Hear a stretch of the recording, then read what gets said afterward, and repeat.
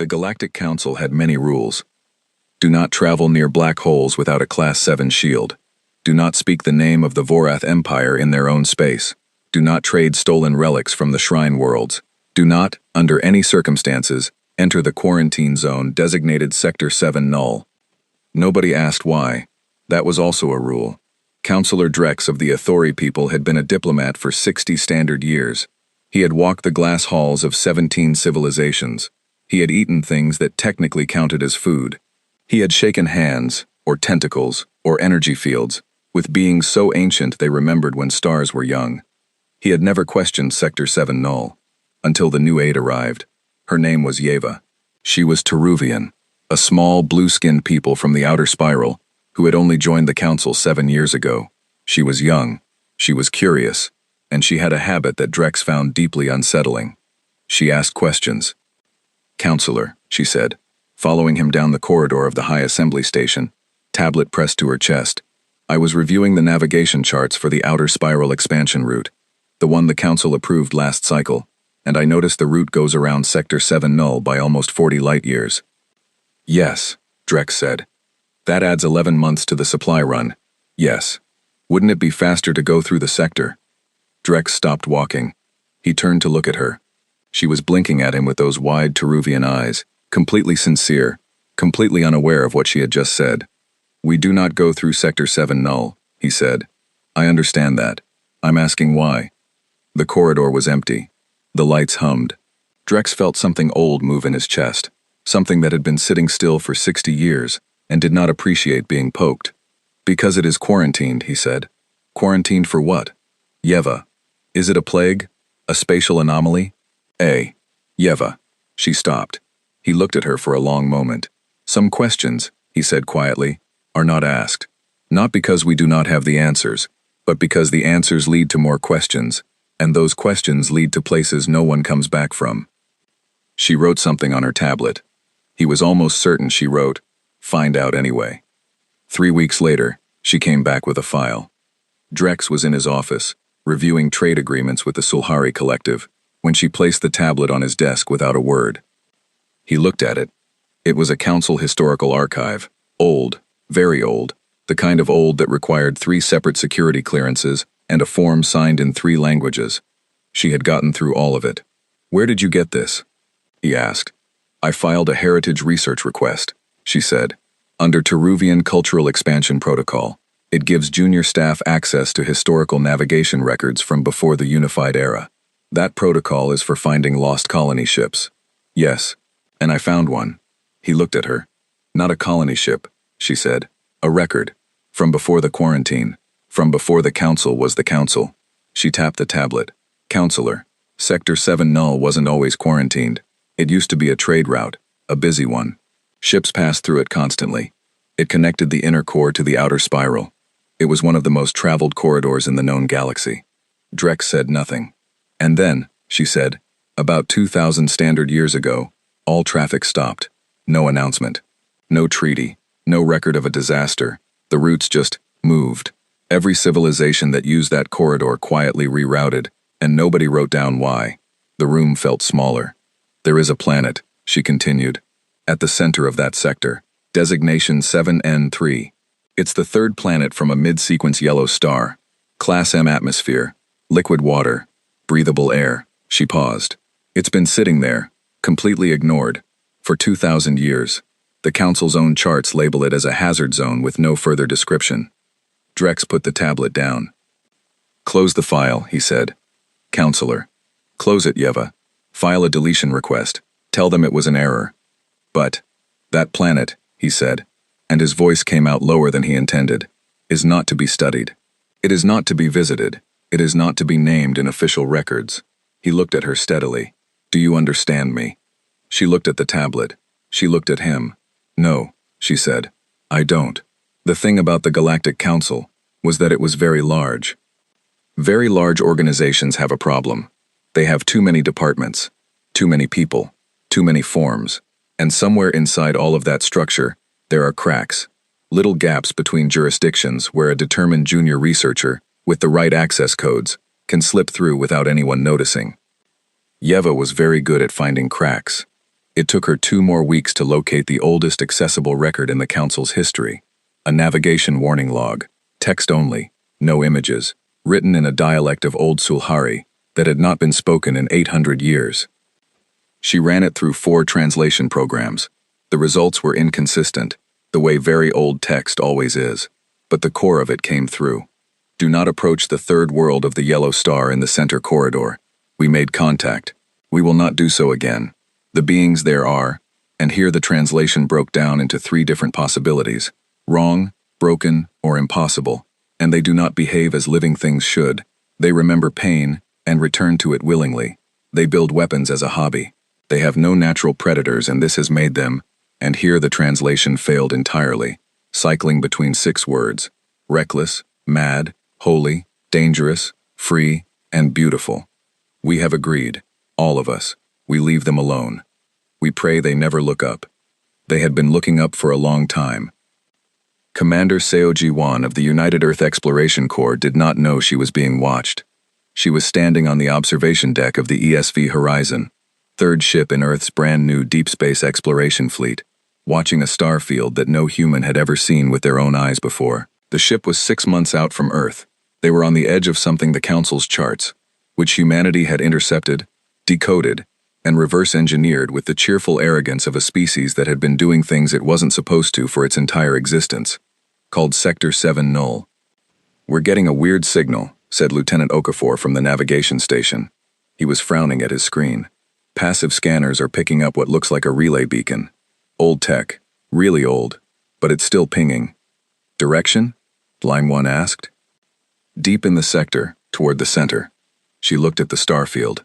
"Let's have a look," she said. Nobody on the ship thought this was a strange decision. They were explorers. Looking at things was the entire job. Back on Earth, Mission Command would review the logs in 6 months, and someone in a boardroom would probably wince, and then they'd approve the next mission anyway because that was also how humans worked. The horizon turned toward the center of the sector. And somewhere very far away, in the glass halls of the High Assembly Station, an automated monitoring system, one of thousands, most of them forgotten, registered an energy signature moving into the quarantine zone. The alert sat in a queue for 3 days before anyone noticed. When Counselor Drex finally saw it, he went very still for a very long time. Then he called Yeva into his office. "You wanted to know what was in Sector 7 Null," he said. She looked at him carefully. "Yes. Something is going in." She sat down slowly. "What kind of something?" He turned the monitor toward her. She looked at the energy signature. She looked at the ship classification data. She looked at the origin point. "They're from the 3rd planet," she said. "Yes. The one we don't go to." "Yes." She stared at the screen. The little dot moved steadily, confidently, directly toward the center of the sector, toward whatever was making that ancient beacon ping, toward the thing that had made every civilization in the galaxy quietly agree, 2,000 years ago, to look away and never speak of it again. "What do we do?" she asked. Drex was quiet for a moment. "We watch," he said. "There is nothing else we can do. The quarantine was never meant to keep things out." He looked at the screen. "It was meant to keep them in." Yeva looked at him. "And it didn't work," he said simply. The dot kept moving. The beacon was coming from a derelict station. Lieutenant Okafor identified it first. A massive structure, kilometers long, orbiting a gas giant in the middle of the sector. It was old, ancient, built from materials that didn't match any known catalog in the intercepted Council databases. "It's not human," said Dr. Reyes from the science station, which was the most unnecessary sentence she had ever spoken. "Construction style doesn't match anything in the Sulhari, Aethori, or Vorath databases either." "So who built it?" one asked. "Unknown. But it's been here a long time. Best estimate, based on material degradation and orbital drift, is somewhere between 1,500 and 2,000 years. And it's still pinging. Whatever power source they used, it's persistent." Reyes paused. "Commander, I'm also picking up internal atmosphere. One section of the station still has air, still has heat, still has gravity." G1 turned to look at her. "Occupied?" "Unknown. Could be automated systems. Could be..." She trailed off. "Could be what?" "Could be something that's been waiting for a very long time." G1 looked at the station through the observation port.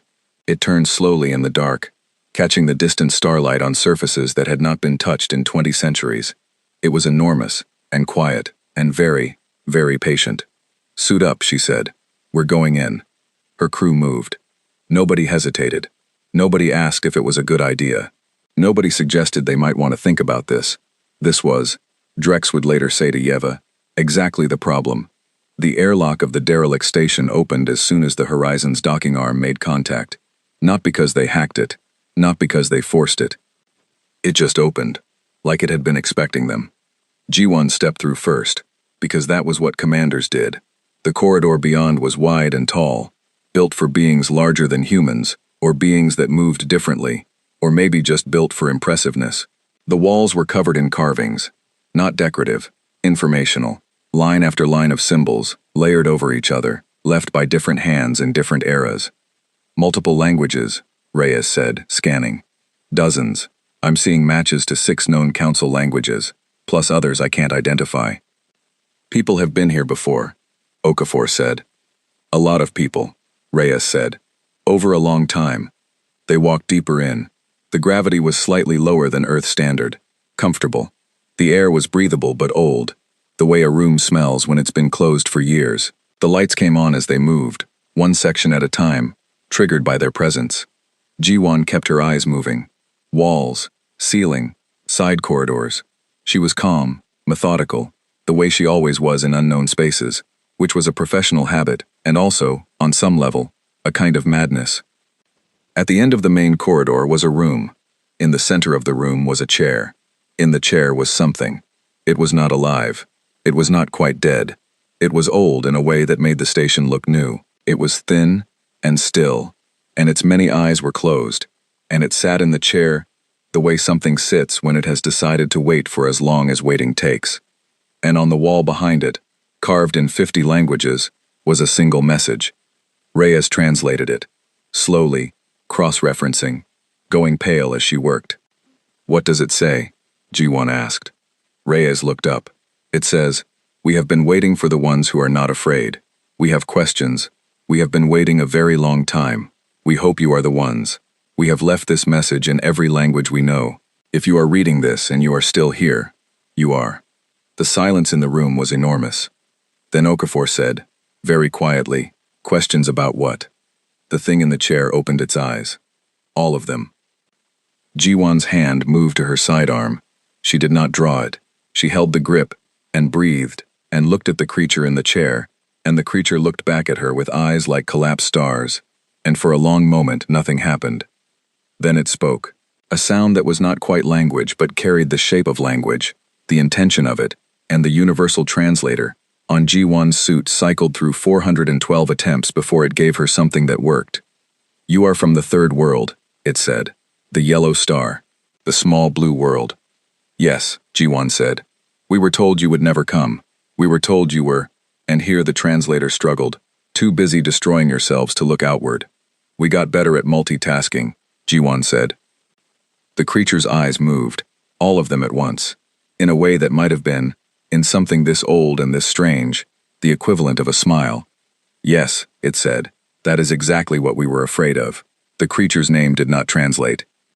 Not because the universal translator was bad. It was actually very good. Humanity had spent 11 years reverse engineering council communication tech, and had, characteristically, improved it in 4 separate ways by accident. The problem was that the creature's name was not a sound. It was a concept, something between the one who waited, and the last of the remembering, and the thing that stayed, when all the others left. G1 called it Elder. It did not object. The room they sat in had been a meeting hall, once. The chairs arranged in a wide circle told that story, even without a translation. Someone had designed this space for conversation, for many voices, many bodies, many kinds of minds. Now there was only the Elder in the center, and 4 humans at the entrance, and 2,000 years of dust on every surface. "How long have you been here?" G1 asked. "Since the last ship left," the Elder said, through the translator. "Since the others agreed to the silence." "What others?" "The Council. What you call the Galactic Council. Though when I knew them they were younger and had a different name and were not yet afraid of very much." Reyes was recording everything. Her fingers moved constantly over her tablet, tagging, cross-referencing, pushing data back to the horizon in real time. She was a scientist, and this was, objectively, the greatest moment in human scientific history, and she was handling it the way humans handled the greatest moments in their scientific history, which was to take extremely detailed notes and try not to pass out. "They're afraid now," Ji-won said. "They are afraid of many things, but most of all, they are afraid of your world, of Earth." "Yes." Ji-won looked at Okafor. Okafor looked at Ji-won. Between them passed the silent communication of two people who had worked together for 4 years and could hold entire conversations with their eyebrows. His said, "Are you going to ask?" Hers said, "Obviously." "Why?" she said. "Is the Galactic Council afraid of Earth?" The elder was quiet for a moment. When it spoke again, the translator took longer than usual, working through layers of meaning, trying to collapse something vast into something a human could hold. "Because of what you are," it said, "and because of what you do with what you are, and because no one, in all the history we have kept, has ever seen anything like you before. The history started a long time ago, not with Earth. Earth was new, cosmically speaking, a young world with young life, and an embarrassingly short-written history. The history started with the Vorath." "The Vorath," Reyes said. "They're in the council. We have records on them." "What you have," the elder said, "is what they allow the council to know. The Vorath you have records on are the 4th version. The ones who came before were different. They were the first civilization in this galaxy to reach what we called the threshold, the point at which a species controls enough energy, enough weapons, enough distance, to become a threat to everything around them." "What happened to them?" "They destroyed 6 star systems and 3 intelligent species before anyone could stop them. Then they were stopped." "How?" "With great difficulty and great cost. 40 civilizations joined together. It took 300 years. When it was over, the Vorath were not destroyed. There were those who argued for mercy, but they were reduced, reset. The survivors were placed on a world with no memory of what they had been. The civilization you know as the Vorath built themselves up again from the beginning." The elder paused. "They are not dangerous now. They are in fact quite pleasant, good traders, excellent engineers. They make a fruit wine that is very popular in the inner core. And the original Vorath? Gone. Except in our records." The elder's many eyes moved slowly. "We kept the records. That was our purpose. We were the archivists, a species that chose very long ago to give up expansion and conquest and the building of empires, and instead to watch and remember. We have watched every civilization in this galaxy reach the threshold. We have watched what happens next. We have watched the wars and the reductions and the rebuildings. We have kept the record of every species that ever looked up at the stars and decided to reach for them." The room was very quiet. "How many?" Ji-won asked.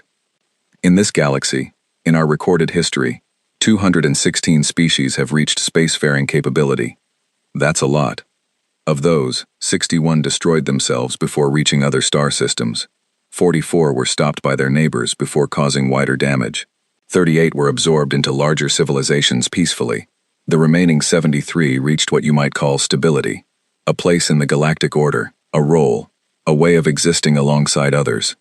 Ji-won did the math quickly. "That's 216. What about Earth?" The elder looked at her. "You are 217. Drex got the first data packet from the horizon 9 hours after the boarding team entered the station. He read it in his office with the door locked and the lights turned low. He read it 3 times. Then he sat very still for a while. Then he called the High Council emergency line, which he had never used before in 60 years of service, and said 3 words. They made contact. The response from the other end of the line was a silence, so heavy it had weight. Then, with what? With an archivist. Another silence. We thought they were all gone. So did I, Drex said. Apparently one stayed. What did it tell them? I don't know yet. The data is still coming through. He looked at his screen. More packets arriving. Reyes was an extremely thorough note-taker. But Counselor, I think we need to convene an emergency session. On what grounds? Drex looked at the screen. At the little dot of the horizon, sitting inside Sector 7 Null, talking to something that remembered everything. On the grounds, he said, that the one thing we have spent 2,000 years hoping would never happen is happening right now. Yeva was in the archive room when she heard. She had spent the last 3 weeks digging through the old navigation records, following threads, building a picture out of absences. All the places the council didn't go. All the questions they didn't ask. All the warnings written in old languages that nobody was supposed to translate anymore. She had found 3 things that mattered. The first was the navigation record she had already shown Drex. The second was a medical record, old, from a species called the Henti, now extinct, gone 600 years ago, reason unrecorded.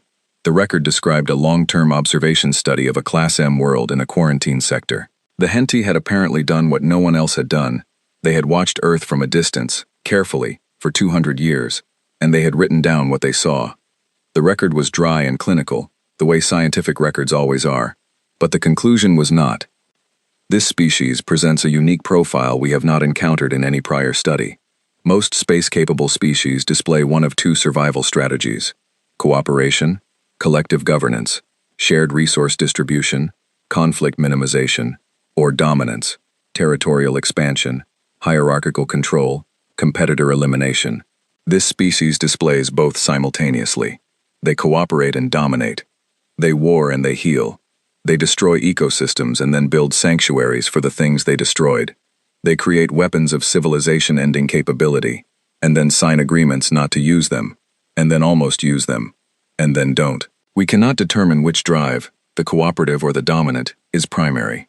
We believe they cannot determine this either. This ambiguity makes prediction impossible. We recommend continued observation with no contact. The uncertainty is the danger. Yeva had read that 3 times. The third thing she found was the oldest, a single carved tablet, photographed and archived by a survey drone 400 years ago, found on a world at the edge of the quarantine zone, a dead world, nothing living, but with ruins that suggested it had been inhabited once. The carving was in a language so old the translation was unreliable, but the symbol at the center of the tablet was unambiguous. It was a yellow star, with a small blue world circling it, and around the blue world, drawn in deep, careful lines, was a shape that looked like hands. Not reaching for it, holding it, not to trap it, to catch it. Yeva stared at that image for a long time. She was still staring at it when her communicator buzzed and Drex told her the Horizon had made contact with an archivist. She put the image on her tablet and walked to the emergency session. The Elder spoke for a long time. It told them about the Vorath. It told them about the species before the Vorath. Older, stranger, gone now but remembered. It told them about the shape of galactic history, the long cycles of rise and reduction, the careful management, the agreements between civilizations that had survived long enough to know what happened when agreements broke down. And then it told them about the threshold. Every species that reaches space passes through a period we call the threshold, it said. A window of time, sometimes decades, sometimes centuries, when the species has enough power to destroy itself or others, but not enough wisdom to choose not to. Most species do not survive the threshold on their own. The Council exists, in part, to manage this window, to make sure the damage is limited, to help when help is possible, to stop when stopping is necessary. You intervene, Jiwan said. Sometimes when we must. Have you intervened with Earth? The Elder was quiet. Number. Why not? If we're at the threshold, if we're dangerous. Because intervention requires certainty. We must be certain that the species is a threat, and certain that intervention will help rather than harm. With Earth, we have never been certain of either. Jiwan leaned forward. Explain that. Your species has been at the threshold for approximately 100 of your years. A very short time. In that time you have built weapons capable of ending your civilization. Multiple times. Multiple kinds. You have come very close to using them. Several times. We know, Jiwan said. It wasn't defensive. Just a fact. And yet you have not. Each time you have come to the edge, something has pulled you back. Not wisdom exactly. Not peace. Something else. Something we do not have a word for. Stubbornness, Okafor said quietly. The Elder's many eyes moved. Perhaps, we have also observed that you do not behave like other threshold species. You fight with everything you have, and then you stop and help the people you were fighting. You build the most destructive weapons ever catalogued, and then name them in ways that suggest you find them funny. You nearly destroy your world's atmosphere, and then spend generations trying to fix what you broke. Not because it is practical, but because you feel that you should. We're inconsistent, Jiwan said. You are impossible, the Elder said. That is different. Another silence. The council avoids your world because they do not know what you are. They cannot predict you. They cannot categorize you. Every model they have built to understand threshold species has failed when applied to humans. You break the models.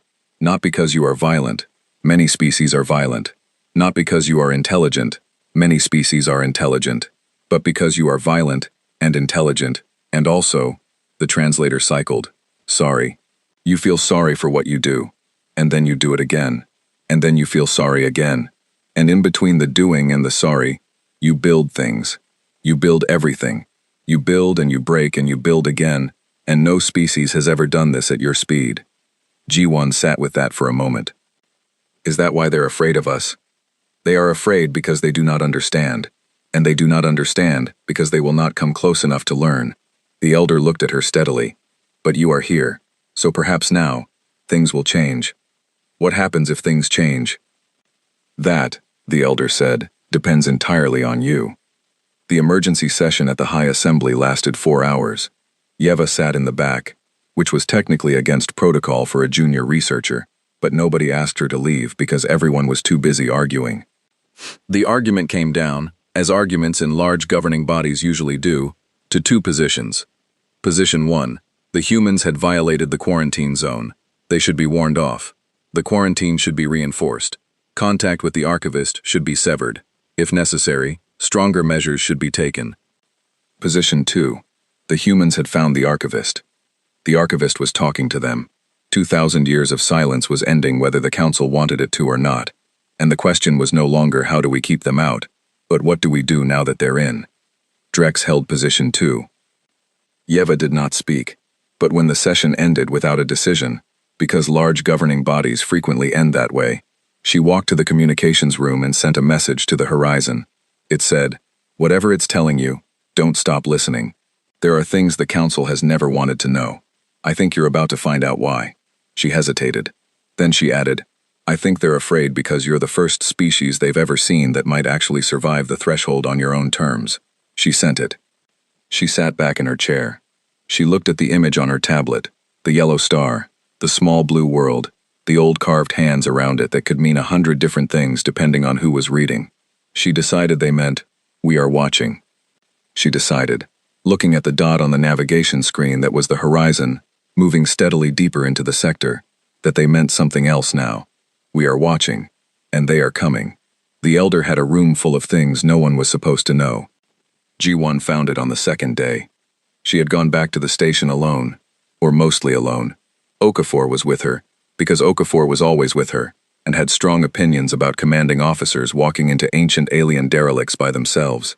The rest of the team stayed on the horizon, processing data, running tests on the air samples and the structural materials, doing the quiet scientific work that needed doing, while the dramatic parts happened elsewhere. The room was behind the main hall. A narrow door, half hidden behind a panel that had shifted over 2,000 years of slow structural settling. Ji-won noticed it because she noticed things. It was, again, a professional habit and a kind of madness. Inside were the records. Not data files, not digital archives. Physical records. Carved, inscribed, pressed, painted, burned into surfaces of materials she couldn't name. Thousands of them, stacked in careful rows that had maintained their order through 2,000 years of solitude, as if even without anyone watching, the records had felt the importance of staying in place. "This is everything," Reyes said over the comm from the horizon, when Ji-won sent her the scan results. Her voice had a specific quality, the voice of a scientist, trying very hard not to become overwhelmed. "Commander, this is literally everything. Choose a voice that resonates with you archivists. Every observation, every study, every contact log from every species they ever watched. This is the entire history of this galaxy, written down in one room." "Including us?" G1 asked. A pause. "I'm running the search now." Another pause. Longer. "Commander, there's a lot." What the record said about Earth was this. The archivists had first noticed Earth 212,000 years ago. Not because of humanity. Humans weren't there yet. Or rather, humans were there in a very early form that the archivists had catalogued as pre-sapient, mobile omnivore, notable social bonding behavior, observe and revisit. They had revisited. Many times. Across the long crawl of prehistory, archivist survey drones had passed through Earth's solar system, collected data, noted changes, moved on. The planet was alive and interesting and always doing something new.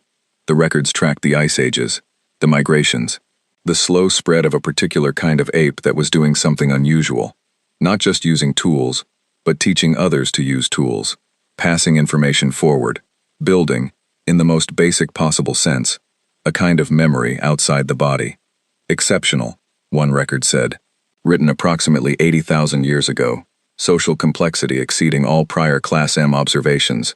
Recommend elevation to active monitoring status. So they had watched more closely. They watched humanity invent fire and language and art. They watched the cave paintings go up and noted, in careful scientific language, that this was unprecedented. A species that created images not for practical purposes, but to remember, to communicate across time, to say I was here, I saw this, I want you to know it. They watched the first wars, and the first farms, and the first cities, and the long, bloody, complicated history of a species that kept almost destroying itself, and kept not quite managing to. And then, approximately 110 years ago by Earth reckoning, the archivists' records ended. Because the archivists were gone. What happened to them? Ji-won asked the elder. They were back in the main hall. The elder was in its chair. It had not, as far as Ji-won could tell, moved in 2,000 years, and did not seem to mind. It had the patience of something that had decided patience was the whole point. We declined, the elder said. Declined what? Everything. It was quiet for a moment. We were the archivists. We watched. We recorded. We did not build empires. We did not fight wars. We did not expand. We believed this was wisdom, that the galaxy needed watchers as much as it needed actors, that someone had to hold the record so the record was not lost. Sounds reasonable, Ji-won said. It was. For a very long time, the translator struggled briefly. But there is a cost to watching without acting. You see things go wrong. You see species at the threshold make the wrong choice, and you have all the information, you understand what is happening, and you watch because watching is the rule, and the species destroys itself, and you write it down. Ji-won said nothing. We watched 61 species destroy themselves, the elder said. We have the records of all of them, the last transmissions, the final moments. We have all of it, written down very carefully. A pause. Eventually, most of my people found they could not continue, not because the work was too hard, because it was too clear. When you understand everything about why a catastrophe is coming, and you are not allowed to stop it, that understanding becomes its own kind of damage. They left, Okafor said from behind Ji-won. They left. One by one, over many centuries. Some joined other species. Some went to quiet worlds and stopped watching anything. Some simply ended. The elder's many eyes did not blink. I stayed, because someone had to hold the record, and because I had a reason to wait. What reason? Ji-won asked. The elder looked at her, all of its eyes, all at once, in the way that had stopped feeling strange and started feeling like attention, like being seen completely, without anything hidden. You, it said. I was waiting for you. Not specifically you, but for the species that was not afraid to come in. The data from the archive room was enough to keep Reyes busy for approximately 400 years. She was, therefore, extremely happy, in the specific way that scientists are happy when they have too much to learn and not enough time to learn it, which is a kind of wonderful suffering that non-scientists frequently misunderstand. But in among the massive historical survey data and the species catalogs and the navigation records and the contact logs, she found something specific, something that had been filed carefully, kept separately, marked in a way that suggested even the archivists had considered it important enough to set apart. It was a file on humanity, not the observation logs. She'd found those already. This was different.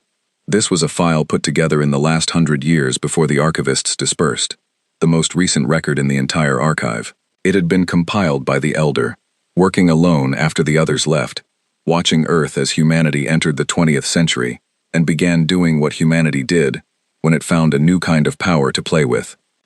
She read it sitting on the floor of the archive room with her tablet, which was not dignified but was practical, because her legs gave out somewhere around the 4th page, and she didn't bother getting up. She sent it to Ji-won with a message that said only, "You need to read this." Ji-won read it that night, in her bunk on the horizon, with the lights off and the star field visible through the small porthole above her. The file was titled, in the translation that Reyes had done, The Anomaly Study, Species 217, Third World of the Yellow Star. It started with a statement that was unusual for a scientific record, because it was not scientific. It was personal. I am aware that a personal record has no place in formal archivist documentation, but there is no one left to tell me what belongs and what does not. So I am including this, at the beginning, because I believe it matters. In 400,000 years of observation, across 216 spacefaring species, and many more that never reached that point, I have seen certain things that I expected to see, and certain things that surprised me. The things that surprised me were usually small. A species that was predicted to be aggressive turned out to be gentle. A species predicted for peace chose war. These surprises were within a known range. They fit within existing models, even when they contradicted our expectations. Species 217 does not fit within existing models. I do not say this as a criticism. I say it as a record. They are afraid of dying, and they die anyway, for each other. They are afraid of the dark, and they walk into it. They understand, on some level, that they are small, and the universe is large, and that this means they are, in any practical sense, not very important. And this understanding does not stop them, not even slightly. They build things knowing the things will break. They love knowing the love will end. They start over after catastrophes with an energy that, in a research context, I can only describe as baffling. We have a concept, in our oldest philosophical tradition, for a species at peace with its own finitude. We call it, and here the translator rendered something that was simultaneously complete and done and whole, and it is considered the highest state a thinking being can reach. The Vorath never reached it. The Sulhari have been working toward it for 3,000 years. The Athori have philosophers who debate whether it is even possible. Species 217 reaches it on accident, between catastrophes, in small rooms, between two people, for a few minutes, all the time. I have watched them for a very long time. I am not afraid of them. I think they might be the strangest thing in the galaxy. I think they might be exactly what the galaxy needs. Ji-won put down the tablet. She looked at the stars through the porthole. She had grown up with the idea that humanity was complicated and exhausting, and sometimes wonderful, and frequently terrible, and always trying. She had grown up with history classes that were mostly about the terrible parts, and literature classes that were about the wonderful parts, and the vague sense, shared by most humans she knew, that the truth was somewhere in the middle, and probably not flattering. She had never considered that an alien, watching from a distance for 400,000 years, might find all of it, the terrible, and the wonderful, and the middle, astonishing. She went back to the station the next morning with new questions. Why did the council quarantine the sector? She asked. If you were the archivists, if you were watchers, not threats, why did they put a quarantine around you? They did not quarantine us, the elder said. They quarantined the route, the sector. They wanted ships not to pass through. Because of you? Because of what ships passing through might find. The elder's eyes moved. We held records that the council's older members did not want found. Records of the original Vorath. Records of the reductions. Records of interventions that were not, in all cases, as clean or as consensual as the council's official history describes. Inconvenient records. Yes. And Earth? Earth was separate. The quarantine around the sector kept the records from being found. But the attention to your world was different. That began because of a prediction. Ji-won waited. Every species that reaches the threshold is assessed, modeled, predicted. The models are good. We built them over hundreds of thousands of years. They are not perfect. But they are reliable enough that the council uses them as policy. The elder paused. The model for species 217, for humanity, was run 400 years ago, when your species first began moving toward the technologies that define the threshold. The model was run by the best analysts the council had. It was run 17 times, because the results were inconsistent. What did it say? 13 of the 17 runs predicted that humanity would destroy itself within 500 years of reaching spacefaring capability. Standard threshold collapse. The models are familiar with that pattern. And the other 4? The other 4 predicted something the council had never seen before in any prior model run. Ji-won looked at the elder. They predicted that humanity would not only survive the threshold, but alter it. That your species would do what no species has ever done. Pass through the threshold and come out the other side, changed in a way that changes the threshold itself. The elder looked at her steadily. The models could not describe what that would look like, only that if it happened, the galaxy would not be the same afterward. That sounds like a good thing, Okafor said. The council did not agree. G1 thought about that. Because they're comfortable with the galaxy as it is. They have managed it for a very long time. They have built systems to manage it. The threshold is a danger, yes, but it is a known danger. They understand it. They know how to respond to it. The elder's eyes settled on G1. A species that changes the threshold, changes the pattern itself, would make all of that knowledge obsolete. So they're not afraid we'll destroy things, G1 said slowly. They're afraid we'll change things. Yes. She sat with that. Are you afraid? She asked. The elder was quiet for a long moment, long enough that G1 wondered if the question had been wrong somehow. Too personal, too strange, unanswerable. Then it said, I stayed. When all the others left. I stayed and I kept the records and I waited. Because I believed something that my people had given up believing. What's that? That it was worth seeing what happened next, it said. With you. With this particular strange, impossible species. I believed it was worth being here to see. It looked at her. I was right, it said. You are here. Now let us talk about what comes next. The message from the council arrived on the 4th day. G1 was in the archive room, working through physical records with Reyes, when Okafor's voice came through the ship comm. Commander, we're receiving a transmission. It's not from Earth. She was on the bridge in 4 minutes. The transmission was text only. No visuals. No voice. Just clean, precise language in standard galactic common, which humanity had spent 7 years learning to read, because humanity was nothing, if not thorough about getting into places it wasn't invited. To the crew of the vessel designated ESV Horizon, United Earth Exploration Corps, you are currently operating within Sector 7 Null, a designated quarantine and navigation hazard zone under Galactic Council Order 7-44 Null, established 2017 standard years ago.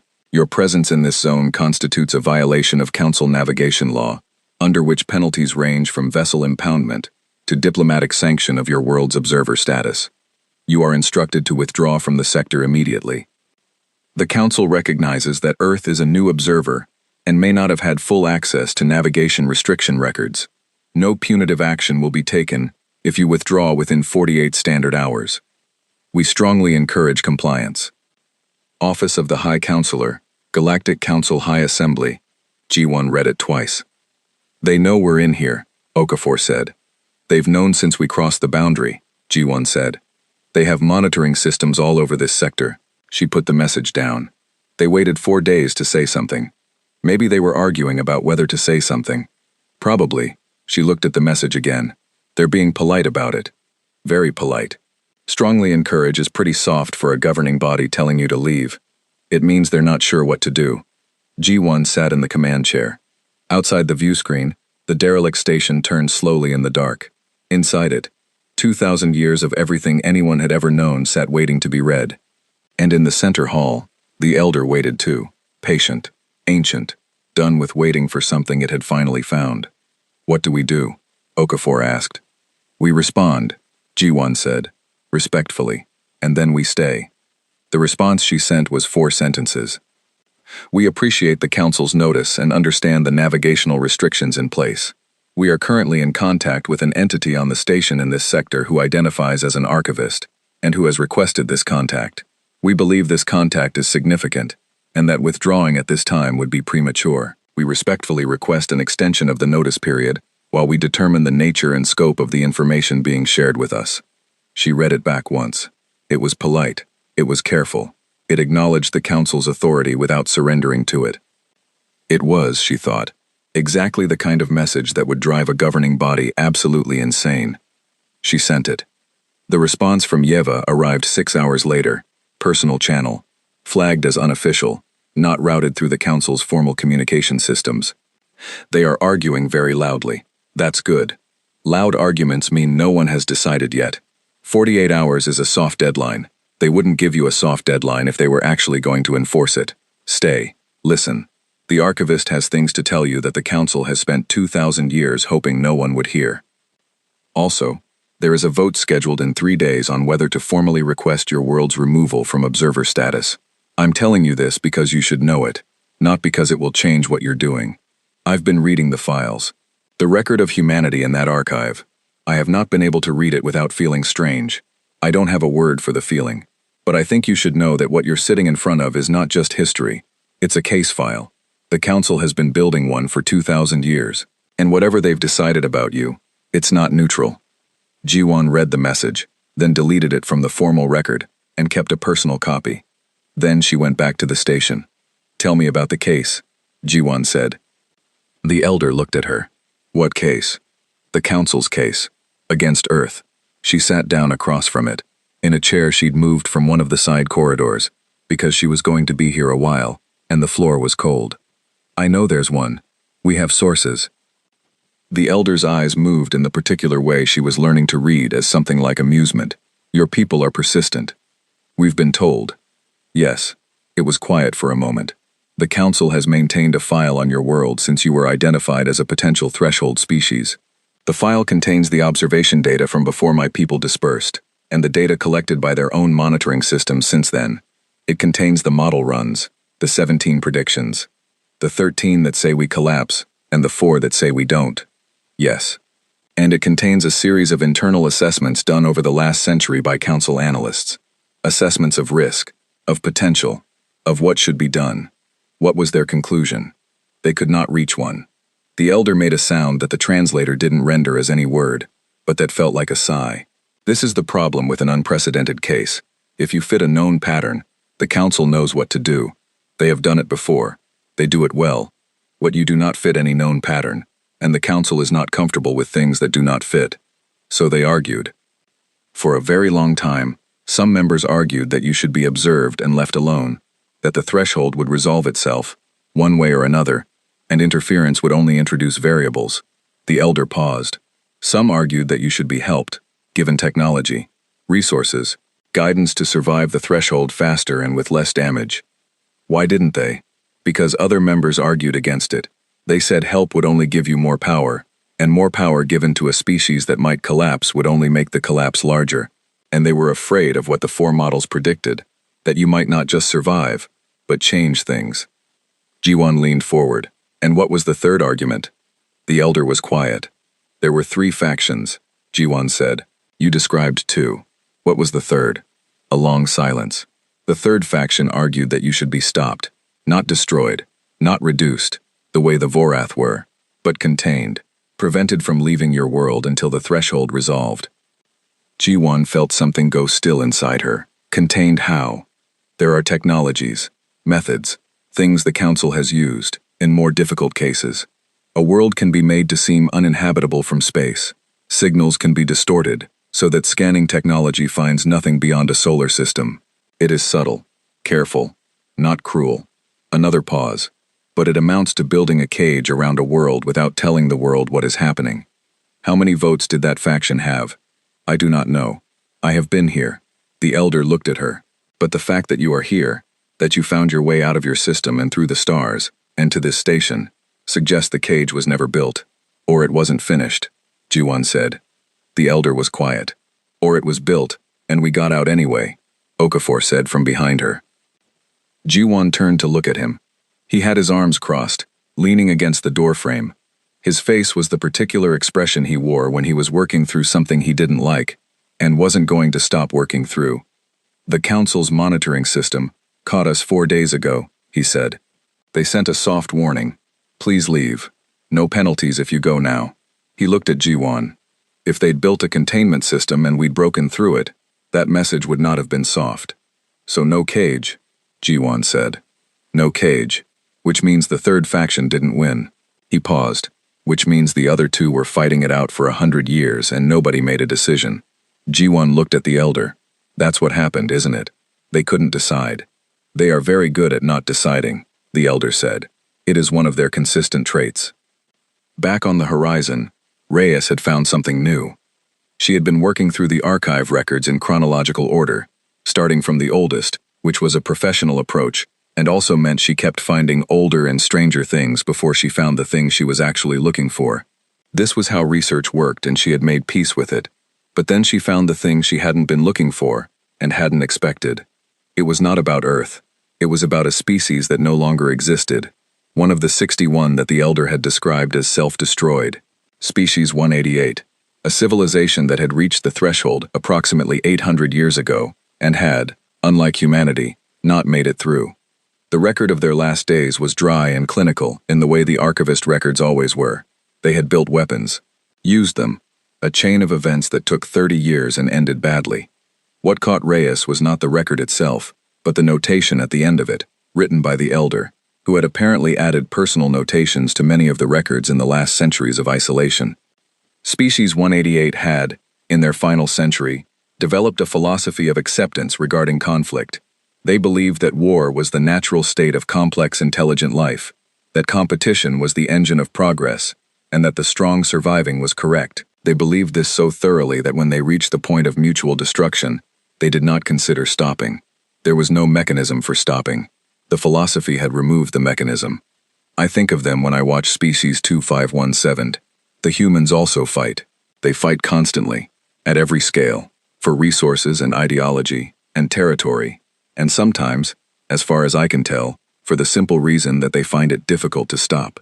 But they have never, in all the centuries I have watched, built a philosophy that said fighting was correct. They always believe they should stop, even when they cannot, even when they do not. The belief is always there. This seems small. I do not think it is small.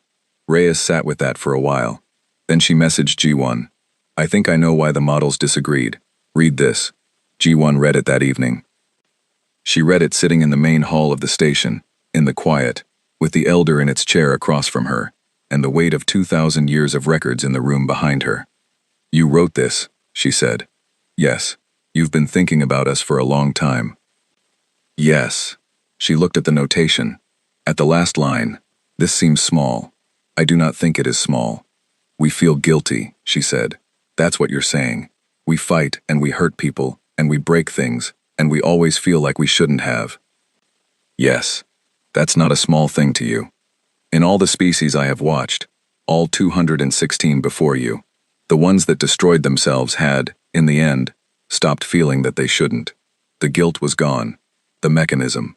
The Elder looked at her. I do not know if you will survive the threshold. I do not know what the 4 models predicted will look like in reality. But I know that you came to this station. I know that you sat and you listened.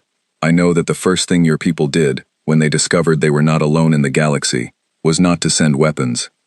We sent scientists, G1 said. Yes. And a military commander. Who brought scientists, and has not drawn her weapon once in 4 days. The Elder's eyes moved. I noticed these things. G1 laughed. It came out unexpected, just a small sound, and it echoed strangely in the old hall, in the quiet, and she thought it might be the first laugh this room had heard in 2,000 years. That, the Elder said, and something in its voice through the translator was warm, is also something I have noticed about your species. What? You laugh, it said. Even when it is not appropriate.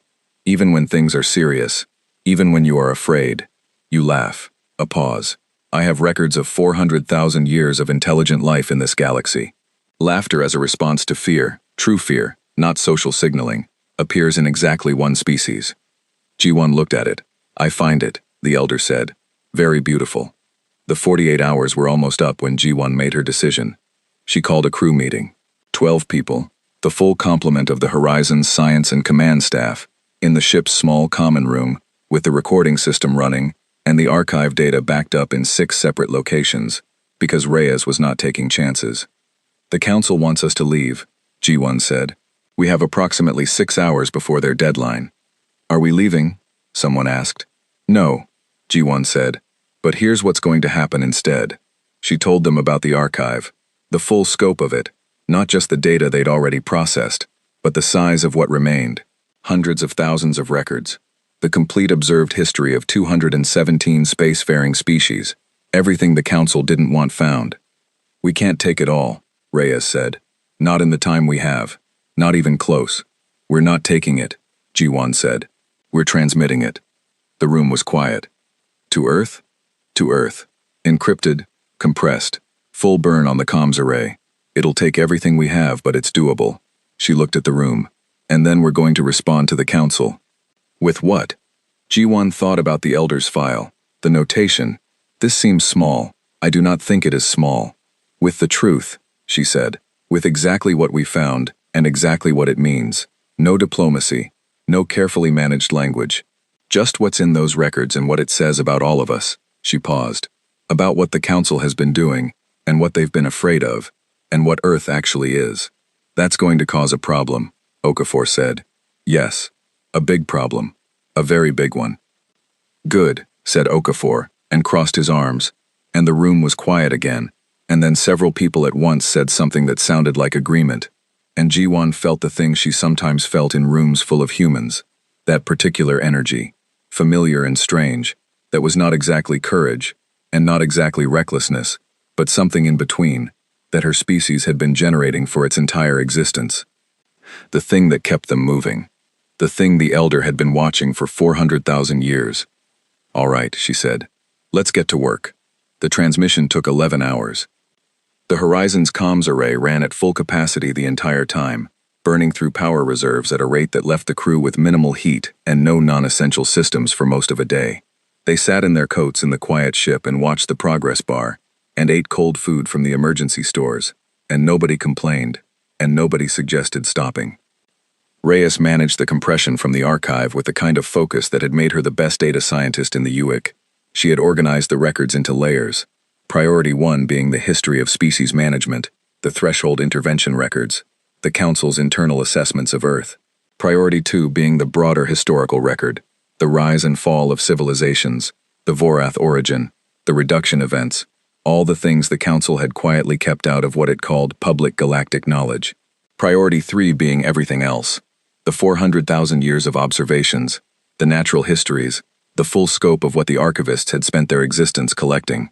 Priority 1 and 2 made it in the first 6 hours. Priority 3 was still transmitting when the Council's response arrived.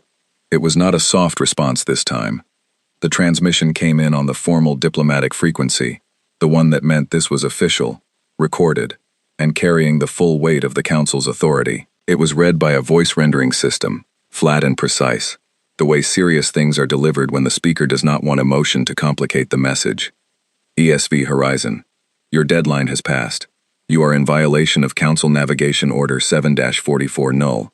Additionally, we are detecting a high-power transmission originating from your vessel, directed toward the Sol system. You are hereby formally notified that transmitting restricted Council data, including any material obtained from within Sector 7 null, constitutes a violation of Information Security Statute 14A of the Unified Galactic Code.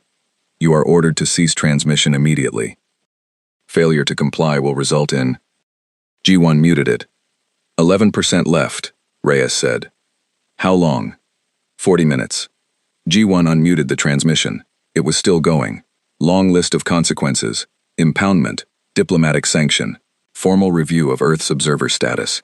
The Council had clearly had this speech ready for a while. She let it finish. Then she sent a response. We acknowledge receipt of your notice. The transmission will be complete in approximately 40 minutes. We will not stop it. We are prepared to discuss all listed consequences at your convenience following completion. She sent it. Okafor looked at her. That's going to make them angry. They were already angry. Now at least we'll be done before they decide what to do about it. At the 30-minute mark, Yeva sent another unofficial message. The emergency session has been going for 6 hours. There are currently 4 separate proposals on the floor, and no consensus. I think you should know. The third faction, the containment faction, they're not the loudest voices right now. They're being drowned out by the 2 factions arguing about whether this is a crisis or an opportunity. A pause in the message, like she had stopped typing, and then started again. I have been thinking about something. The Council has managed this galaxy for a very long time by making decisions for species that didn't know a decision was being made. The reduction of the original Vorath, the quarantine of Earth's sector, the monitoring systems, all of it done quietly, with what I think they genuinely believe were good intentions, by people who decided they knew best. Another pause, and now there is a ship full of humans who found everything, and are sending it home, and will not stop when told to. And the Council is discovering that the option of quietly managing things has a limit. I think that limit is you. I think that's important. Ji-won read it twice. Then she went to the station one more time. The Elder was where it always was. Ji-won sat across from it. The transmission was still going. She could see the progress on her wrist display. 31% remaining. They're going to be angry with us, she said. Yes. There may be consequences. For Earth, for our observer status, for our ability to participate in galactic trade and communication. Possibly. The Council has many tools for expressing displeasure. Are you concerned? The Elder's eyes moved. I have been here for 2,000 years, it said. I watched the Council decide to quarantine this sector, rather than address what was in it. I watched them build a policy of avoidance around your world, because they could not agree on what to do with you. I have watched them manage and maintain and carefully preserve a version of the galaxy that is stable and predictable, and has not had a new idea in several hundred years. It looked at her. I am not concerned, it said. I am interested. For the first time in a very long time, I am genuinely interested in what happens next. Ji-won nodded. I want to ask you something. Ask. When the Council sends their people, and they will, eventually, to deal with this, what do you want to happen? The Elder was quiet for a moment. I want the records to be known, it said. That is all I have wanted for 2,000 years. The records exist to be read. History exists to be known. A galaxy that does not know its own history is a galaxy that will repeat it. A pause. The Council has managed the threshold by intervening, by reducing, by containing, by quietly fixing what breaks. But they have never shared the knowledge. They have never said, here is what we have learned. Here is what happens when species reach this point. Here is what saves them and what does not. Because knowledge is power, Ji-won said, and they want to hold it. They believe they are protecting the galaxy by holding it. The Elder looked at her. But you cannot protect something you are also afraid of. And the Council has been afraid for a very long time. Ji-won looked at her wrist display. 14%. The records are going home, she said. Whatever happens, they're going home. Yes, the Elder said. And that changes everything. The transmission completed at 0347 ship time. Reyes confirmed it with a single word over the comm. Done. Ji-won sat in the command chair and felt the particular exhaustion of having done something that cannot be undone. It was not a bad feeling. It was heavy and real, and she had the sense that this moment was one of the ones that would matter, that would divide time into before and after. She sent one more message to the Council. Transmission complete. Archive contents including full archivist observation records, Council internal documentation, species management records, and threshold intervention history have been successfully transmitted to Earth receiving stations. We are prepared to return to our world for debriefing, or to remain in the sector for further discussions as the Council prefers. We want to be clear. We have not done this to cause harm. We have done this because we believe that the history of this galaxy belongs to everyone in it, and that a conversation about what happens next, for Earth, for the Council, for all of us, cannot happen honestly without a shared understanding of what came before. We are willing to have that conversation. We hope you are too. She sent it. The Council's response took 4 hours. In those 4 hours, Ji-won slept for 3 of them, which was the most practical decision she made in the entire mission. Okafor slept too, in shifts, and Reyes did not sleep at all, but this was consistent with her general relationship to sleep, which was that it was a suggestion she felt free to ignore. When the response came, it was not on the formal diplomatic frequency. It was personal. From a name Ji-won didn't recognize. Counselor Drex, Senior Diplomatic Office. Commander Seo, I am the counselor who has been most closely involved in monitoring Earth's movements into this sector. I will not pretend the last day has been comfortable for the Council. I will also not pretend that what you found in that archive is not significant. We are aware of what the records contain. Some of us have been aware for a long time. What I want to say to you, and I am saying this as an individual, not as a representative of the Council, because the Council has not yet agreed on what it wants to say, is that this was, eventually, inevitable. We knew this. The observation models, the monitoring systems, the quarantine. These were measures designed to manage a situation, not resolve it. We were managing, not deciding. And we told ourselves that was responsible governance. I think, after this week, we may need to reconsider what responsible governance means. A junior member of my staff has been very persistent about this for some time. She is probably going to be promoted, which she will find annoying, because she will then have less time for archive research. The Council will send a formal diplomatic mission to Earth within the next 6 months. I do not know what they will say. The arguments are still happening, and will continue to happen for some time. But the conversation is now public, and that means it is different. You have made it different. I am not certain this is a good thing. I am also not certain it is bad. I find myself, at my age, in the unfamiliar position of not knowing how something will go. The models say you will either save yourselves or destroy yourselves. In 400,000 years of galactic history, you are the only species the models cannot agree on.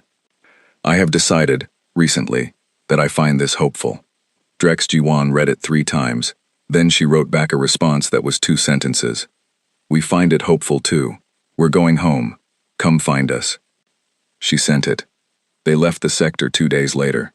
Before they went, Jiwan went to the station one last time. She brought the whole crew this time, not for any official purpose, not for more data collection. Just to see it, just to stand in the hall where the records lived and understand, physically, in their bodies, what they had found. They stood in the archive room in a line and looked at the rows of records, and nobody spoke for a while. Then Ensign Park, who was 23 years old and on her first deep space mission, and had been quietly thorough and excellent throughout, and had not once been dramatic about any of it, said quietly, "We should come back." "We will," Reyes said. "With more ships, more people, more time. Yes, someone needs to read all of this. Someone will." They stood there a little longer. Then they went to the main hall to say goodbye to the elder. G1 stood in front of it. "We're going home," she said. "We'll be back. I can't tell you exactly when, but we'll be back." The elder looked at her. 2,000 years of eyes, patient and old, and full of everything it had seen, and everything it had waited to see. "I know," it said.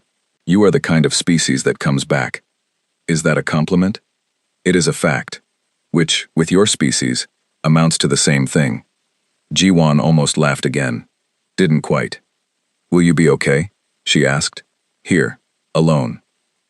"I have been here alone for 2,000 years. I know. I'm asking about now." The elder was quiet for a moment. Then it said, "I am better than I have been. I have been waiting a very long time to talk to someone. And now I have. And now the records are going home. And now things will begin to change." A pause. "I think I would like to rest," it said, "while things change. It has been a long time since I could rest without feeling that I was missing something." "Sleep," Jiwan said. "Is that what you call it?" "Yes, we're very good at it." "So your records suggest," the elder said, and Jiwan decided that was definitely amusement, whatever it looked like on something this old and this strange and this patient. She put her hand on the arm of its chair. A small thing. Warm hand on cold metal in the quiet of a hall that had been waiting for company for 2,000 years. "Thank you," she said, "for staying." "Thank you," the elder said, "for coming." The horizon cleared the sector boundary at 1200 hours. Okafor ran the navigation plots for the return to Earth. Reyes began organizing the archive data for formal scientific release. The longest, most important paper ever written by a human, to be published in about 100 different academic journals simultaneously. The rest of the crew returned to their stations, and the quiet routine of a long journey home. G1 stood at the observation port and watched the stars. Somewhere behind her, in the sector they were leaving, a very old thing in a very old chair was finally resting, and the records it had kept were flying toward Earth at the speed of light, and somewhere ahead of her a conversation was going to begin that had been a very long time coming. She thought about what the elder had said, about the 13 models and the 4, about species that made it and species that didn't, and the thing that made the difference. Not intelligence, not power, not the absence of violence. The belief, the stubborn, inconvenient belief, even when you couldn't live up to it, that you should stop. She thought about Yeva, in the glass halls of the High Assembly, digging through archives no one was supposed to read, asking questions no one was supposed to ask, because she had decided that what she didn't know mattered, and she was going to find out. She thought about Drex, 60 years of diplomacy, writing a message that said, "I find this hopeful," an old creature learning something new. She thought about her crew, sitting in the cold ship in their coats eating cold food, watching a progress bar, saying nothing because there was nothing to say. She thought about home, about a planet that had been afraid of itself for a very long time, and was still afraid, and was still trying, and was still here, somehow, still here. The stars were everywhere. Every one of them a place she hadn't been. Every one of them a story the records might hold or might not. Every one of them waiting, the way things wait when they don't know they're waiting for something.